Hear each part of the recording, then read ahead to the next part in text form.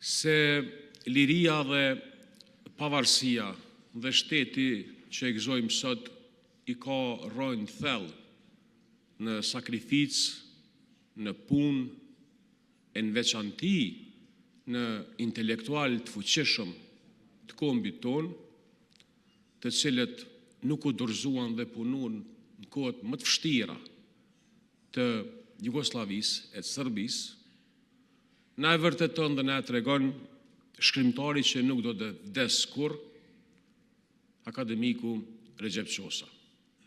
Pse them këtë dhe pse jemi te ky konkluzion që jemi në këtë mbledhje këtu? Ka njerëz që jetojnë brenda kohës tyre, por tretën me kohën.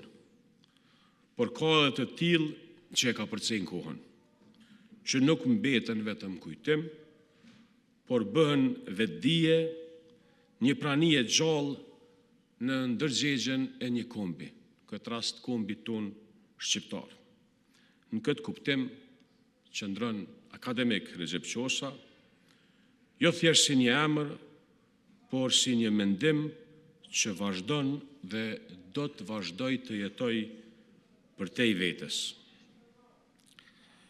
Intelektuali dhe shkrimtari i vërtet nuk është ai vetëm që e përshkruan kohën, por ai që e ka guximin intelektual me fol dhe me sfidu kohën. Fjala e tij asnjëherë nuk ka qenë vetëm tekst, por gjithmonë ka qenë një akt.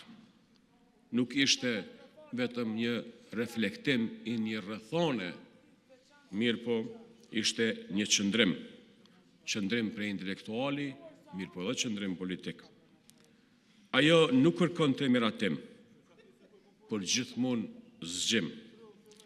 Dhe në këtë zgjim, lexuesit e dëgjuesit nuk mbetej kurrë të njëjtë. Ata përballen me të vërtetën, me historinë që e përshkruante akademik Çosa dhe po ashtu me përgjegjësinë e tij. Ndoshta në këtë mbledhje komemorative janë dy momente të rëndësishme që do të kisha pas dëshirë të ndaje që nuk i thamë.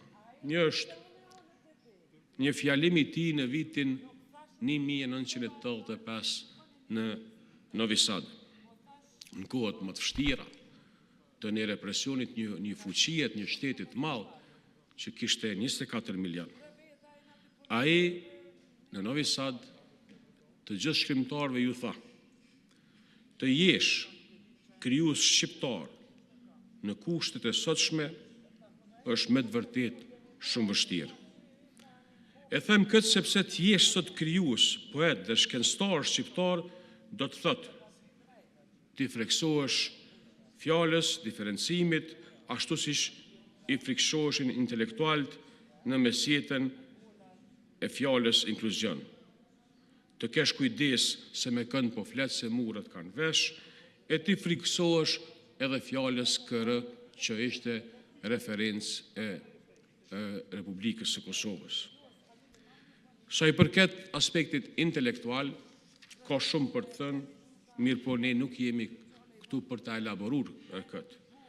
Ajo që mund të themi është se veprat e akademik Çosës nuk krijuan vetëm estetik, por edhe etik politike. Ato nuk prodhuan vetëm dije, por ndërgjegje. Në një kohë kur fjala shpesh bëj kompromis, ai e ruajti këtë si mjet për të përçuar të vërtetën, si formë për të përçuar rezistencën ndaj heshtjes dhe shtrëmbimit.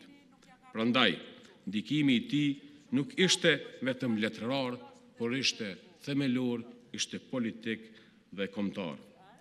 Akademik Recep Çosa u dëshmua se mendimi kur është i lirë është i drejtë. Ai dëshmoi se nuk duhet kur fjala e lirë e një intelektuali të nënshtrohet frigës së pushtetit. Qëndrimi i tij për intelektuali e bëri atë që ta ngrit vetdijen kolektive dhe ta rrit këtë në një pikë referimi që jep kuptim kohëve që vinë. Këtë ai e bëri. Ky është shkrimtari që nuk vdes kurrë. lavdi veprës së akademik Recep Çoçës. Faleminderit.